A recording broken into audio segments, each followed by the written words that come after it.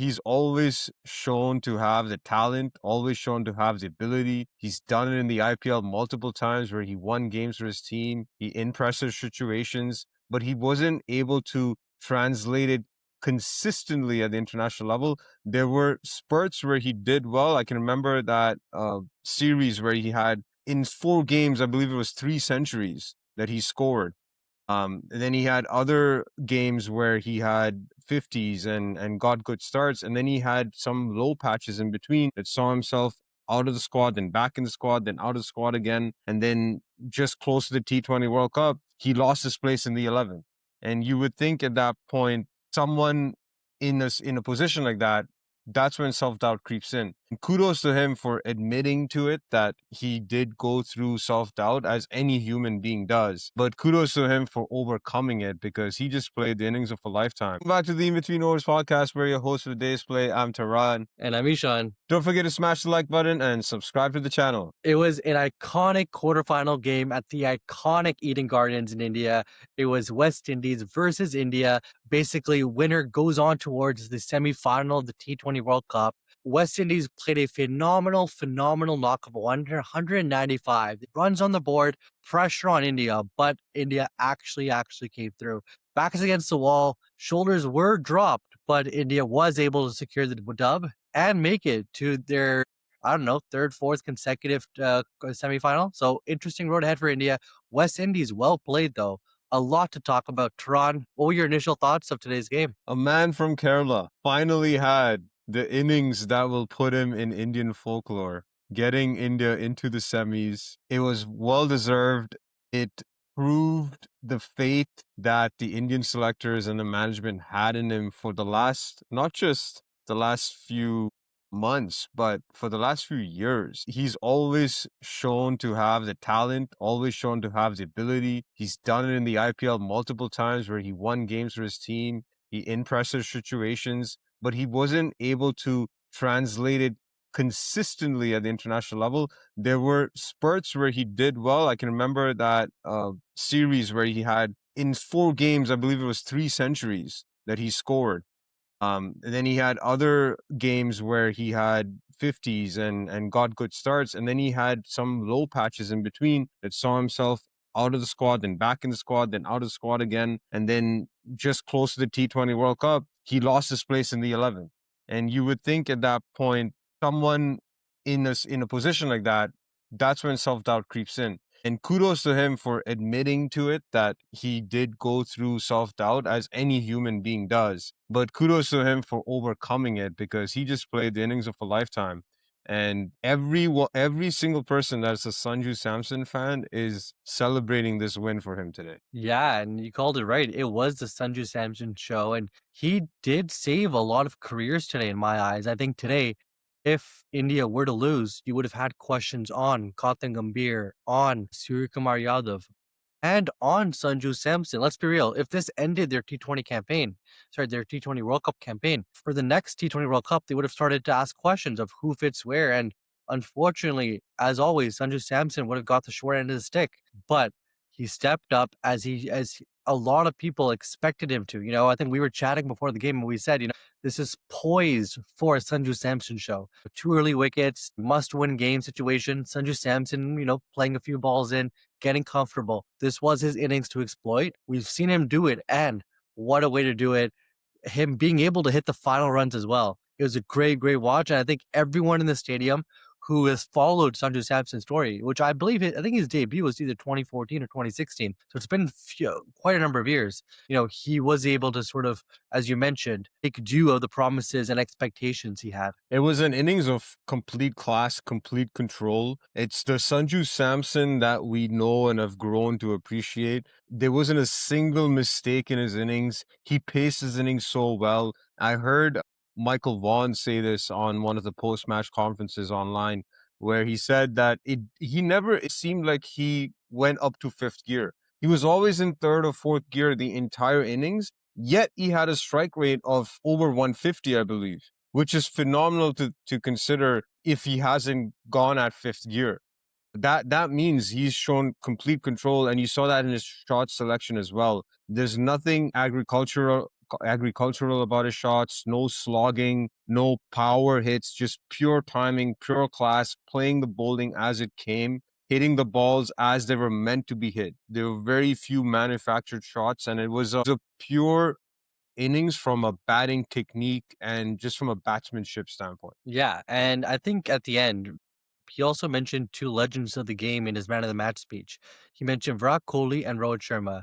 And obviously he said in the context as, he was watching them play and learning a lot from them. But if you take a step back and analyze the way he played today, I think it was a combination of Rohit Sharma and Virat Kohli.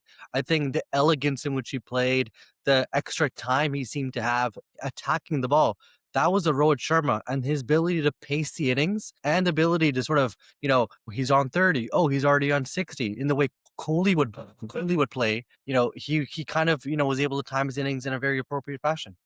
Yeah, I'm going to quote him from his press match presser after when he received his well-deserved Man of the Match award, where one of the things that he said was, "I've been playing this format for many years, learned from a lot of greats like Kohli, Rohit Sharma, MS Dhoni. That helped with my experience. I've noticed how the greats play and seeing how they change their game according to situation." That was phenomenal to hear because it shows you that even though he wasn't playing in it wasn't in the 11 all the time in the past several years, he was still involved in improving his game by learning from the greats. And that's what you want to see in any level of cricket, let alone cricket, any level of life, right? Anything, any career that you're in, you always want to learn from the people who are successful at what you're doing. And it seems like that's what he did. And it was a great thing that he shared, because I hope a lot of youngsters out there playing the game or just going about their lives in whatever career and field they're in, that's essentially what you should be doing if you want to get good at what you're doing, whatever your field is. 100%, 100%. I think it was really great for him to acknowledge that and also show the raw emotion he did when he was able to secure the win for India. Obviously, this was in light of the runs on the board from West Indies. Shall we start from the beginnings? West Indies Yes. starting to bat. Interesting changes as well. You had Shai Hope and Chase opening up. What were your thoughts on their approach and then their eventual total? Before we dive into the West Indies batting, the toss was won by India and they chose to field. Did you feel anything about that, given India did not chase so well in the tournament thus far? Yeah, I did. Obviously think about the decision. I think they did think about the dew factor and that playing a role in the field. And I think that's what actually ended up happening. They kept showing the camera on the wheels of those tires on the robo cam to show the moisture. And there was some moisture. You also saw some missed field as well. And so I think, yeah, it kind of was the right decision. But to your point, I did think about, whether they should have switched it or not. What were your thoughts? I thought it was a good toss to win. It felt like both teams wanted to bowl first, given the dew factor. And I believe Eden Gardens, it's always been known they've always had a dew issue there. You see it in the IPL as well. Most teams like to chase because the ground isn't very big either, and the ball comes onto the bat, as you saw in this game where we had close to 400 runs scored in a virtual knockout game, right? So I thought it was a good toss for India to win, and I thought the decision was good to field first as well, given that the dew may play a factor, which it did. Yeah, exactly that, exactly that. So you obviously West Indies starting off batting, hitting first. What were your thoughts on their approach and sort of, I guess, India's bowling as well? The most surprising thing was watching Roston Chase walk out with Shai Hope. So I may get flack for saying this, but I don't rate Roston Chase as a batter. I think that he's a better bowler than he is a batter. He does have innings here and there where he looks good. I think he had a great start to his career and he sort of dropped in his batting. Obviously, teams probably figured out how to bowl to him and things of that nature. And so his batting has taken a dip in the last 12 to 24 months. So I was surprised to see him come up. But then again, Brandon King hasn't done much all tournament for them. So it felt that they needed that spark at the top, and they gave King the entire tournament, and he didn't get a score, I think, above 25. So they needed to do something different, and they chose to. It was a gamble because Roston Chase has never opened in T20 cricket. So you essentially putting him into a role that he's never done in a must-win game as well. Having said that, kudos to him for the innings that he played. He made a 40 from 25 balls, 160 strike rate. Great opening partnership with Shai Hope. Although I felt that they started pushing the pedal to the metal a few overs too late, given the start that they got. I think they didn't take advantage of the power play, and I feel Shai Hope is to blame here. He ended up facing 33 balls and he scored 32 runs at a strike rate under 100, which I believe in T20 cricket is borderline criminal, especially if you're facing 33 balls. I think if you face under 20 balls and you're at a run a ball, you can be forgiven because you could say you're getting into your innings and then you just got out right at that pivotal moment. But he's well into his innings. 33 balls, he should have been at 50 by then at least. And I felt that his innings, and it's tough to just call out single out performances, but you can easily say that with his innings, he could have scored 20 more runs, which would have made a massive difference in the target. No, I completely agree. It was a faux pas on his part, and I think he did acknowledge it in the presser after the match. I think it was a question from a journalist about his innings and whether that he could have, looking back, could have scored at a faster rate or looked to, speed it up. And he did acknowledge that. So I'm glad to see. And yeah, you look at it and the total that they eventually had, the 195, it was only after four outs. So they obviously had the ability to sort of, and the batsman in the crease sort of, go at it. So yeah, it was especially surprising because it did seem like they could have put a little bit more runs on the board. But I think India did a fairly decent job at sort of getting inroads at the right times. You had Varun breaking the partnership in the beginning, and you also had Bumrah and Co coming in later to get a few other wickets. Yeah, you had Jasprit Bumrah who got two and an over. That man is just a cheat code. India needed him to get Shimron Edmire out, and he got Shimron Edmire out. There's stats out there that before this inning, Shimron Edmire has got out 5 times to Bumrah. So apparently he has the bunny on Shimron Hetmeyer, and it proved it yet again where he was able to get him out right when Shimron Hetmeyer was looking good. He's been the informed batsman for West Indies at that number 3 spot this whole tournament, and he was looking good in his innings and his wicket, and then followed by Roston Chase's wicket. So you're having two set batsmen get out right at the point where West Indies were looking to take off, and I think that pushed them back a couple overs because they had to consolidate again for a couple overs and then take off again. Had one of the set batsmen still been again, we're talking probably adding another 15, 20 runs to the score. Yeah, I totally agree. Those wickets were really important to sort of bring the run rate down. But then you had, an incredible partnership from Powell and Jason Holder. I think they had like above a 50 run partnership, and I think it was maybe around 200 clicks. That really brought the momentum back towards West Indies as well. And if you look at the West Indies batting, they had a pretty good middle order. Some of the players obviously being in form, a lot of big hitters. And I think Jason Holder and Powell were able to do as much as they could at the end. But I do want to give a shout out to Arshdeep's 19th over. I think he had maybe given just around 6 runs that over, which you have Powell and Jason Holder on the crease there. It's tough to bolt to them, especially at the death. But Arshdeep saying with a great 19th over to sort of restrict it as much as he could have. I think that was super important for Team India. Not only did he give 6 runs in the 19th over, but he did that after getting clobbered for 24 runs in the previous over, courtesy of 5 wides that he gave as well. So he must have been under immense pressure in that final over to not give too many runs in it, and he did an amazing job because again he could have gone for another 10 in that, and again we're talking about a score over 200. But at the end of the day, India were able to restrict West Indies to a sub 200 total. How did you feel at the innings break about the target? I thought the target was a tricky target. I think if it was a low score, obviously, India could bat it differently. And if it was like a 220 above score, India should bat as they always bat. But I think a 195 kind of puts them in as you mentioned, maybe like a fourth gear, and sometimes it's hard to maintain that fourth gear. So I did think it was runs on the board and some, which was, I think, a little bit difficult, especially in a must-win game. Yeah, I completely agree with that. I felt 195 was a very good score. Although in the moment when the target was set, I felt it was chaseable given the way the pitch was playing.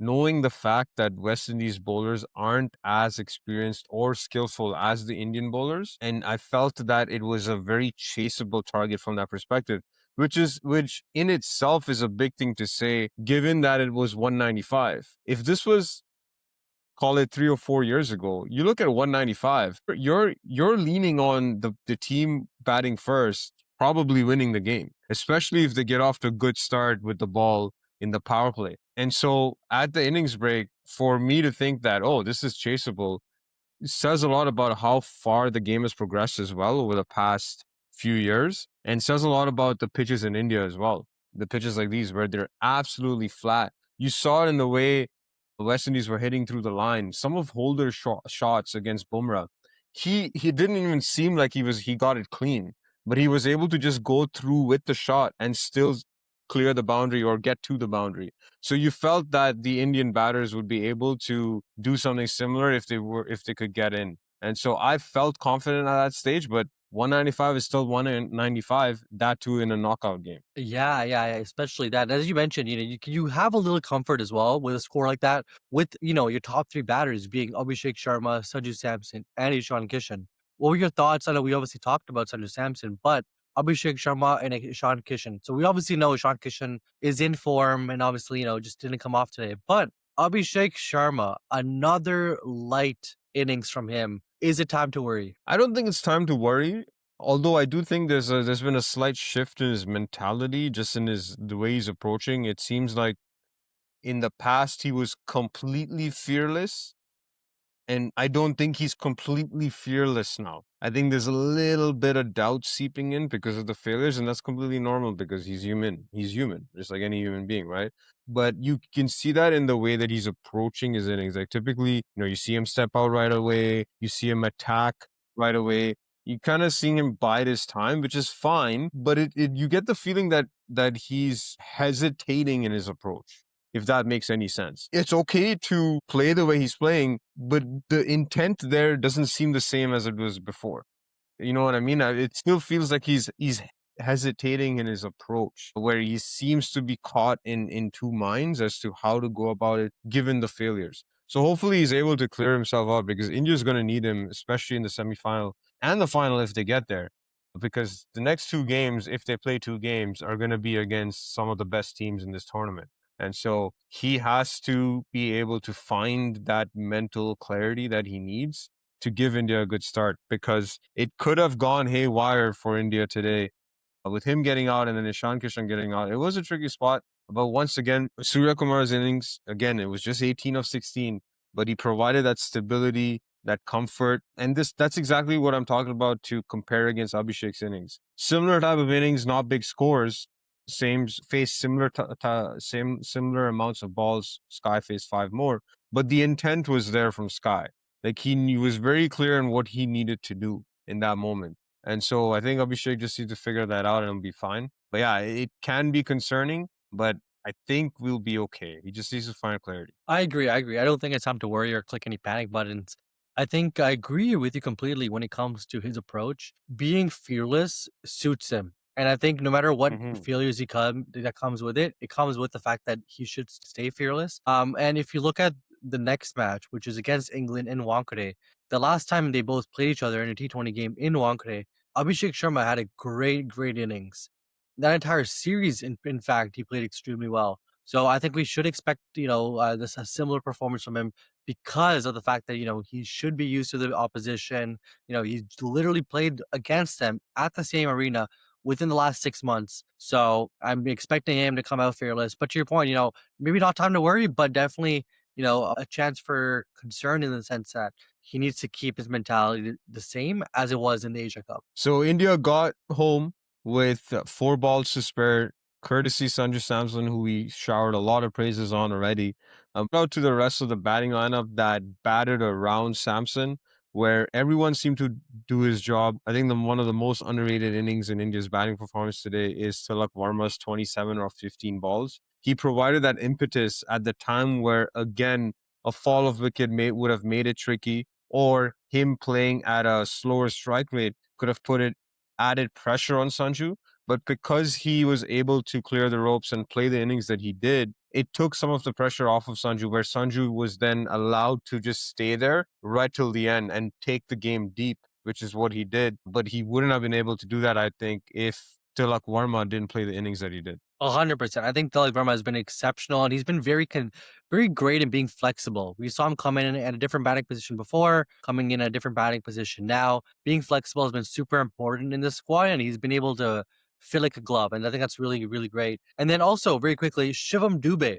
I think Shivam Dube coming in and playing with the intensity as he did from ball one is exactly what India needed. I think when he came in, he needed to soak up the pressure in the 19th over, and he did exactly that. And then he was able to get the scores down to a certain level now where it was very comfortable for Sanju Samson to win it for India. But I think Shivam Dube's innings was very important as well. Yeah, it was just 4 balls, but it was at a time where India still needed 17 runs to win the game. I think there were 10 balls left. Yeah, there were 10 balls left in the innings. So it was a crucial part of the game where had he gotten out or had he not been able to clear the ropes, West Indies could have been back in the game, especially if India would have had a plus 10 to chase in that last over. As it ended up happening, he scored 2 boundaries, 2 important boundaries. India needed 7 off the last over and Sanju was able to get the job done. Overall, it was a great game from both India and the West Indies. Went right down to the wire. India will now be playing the semi-final against England at the Wankhede.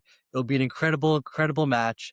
Can't wait. In a few days' time, T20 World Cup is ending off very nicely, and I just can't wait to get it to get right into those next games. Yes, yes. And before we close it off, what is your prediction for the semi-final against England? It's going to be a good one. Do you see India coming out with the W? I do see India coming out with a W. I think India needed that loss against South Africa to really change up the order and sort of mentality right. I think they should be in a very good mental space. I think Sanju Samson playing well. I think obviously Ishaan Kishan playing well. Tilak Varma playing well. I think they should be able to get over the line against England. Okay, okay. I feel the same way. I think India will build off of this momentum. I think they had the loss they needed to have, and they had to deal with the pressure they needed to deal with. Now it continues. The pressure is not going to leave, but at least now they have some confidence that they can handle it. And I think that is what they were able to show in the last 2 games. And I feel that it's going to be a very close game. I think England seem to be a team that's starting to peak at the right time. They did not lose in the Super 8 stage. They won all their games. They had different batters contributing. They had different bowlers contributing. Although I will say that England did play in Sri Lanka for most of those games. So they're coming back to India. Once again, these English players have experience at the Wankhede. Someone like a Joss Butler who's been playing absolutely non-Joss Butler type innings where I think he scored 15 runs in this entire World Cup so far. He's due, and if he's able to get off to a flyer, India better watch out. So it's gonna be a humdinger of a game for sure. You also got to keep in mind Jacob Bethel, Harry Brook. There's a lot of individual match winners in the English team as well. From a bowling standpoint, I think India holds the edge, and I think that is where India can win the game with the ball. Just the skill set of Bumrah.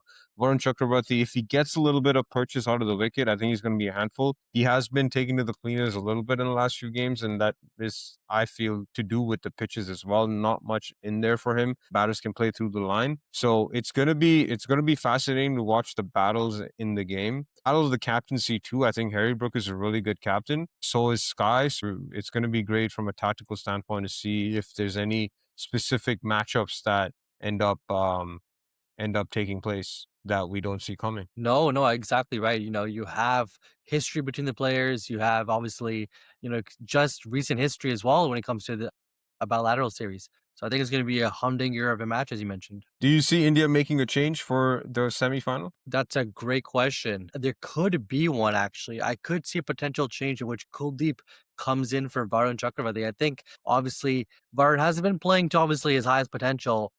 Does India need, a sort of a wrist spinner coming in against England, a player like Kuldeep? Another point to balance out with is in the bilateral series against England, Varun Chakravarti played extremely well. And they could not pick him. Was wondering your thoughts on that particular change. I can see Kuldeep playing, although I probably wouldn't at this stage in the tournament. I think you go with the players that you've backed so far. Varun has just played on tougher pitches for spinners, so I think that he'll be fine against England. He'll figure it out.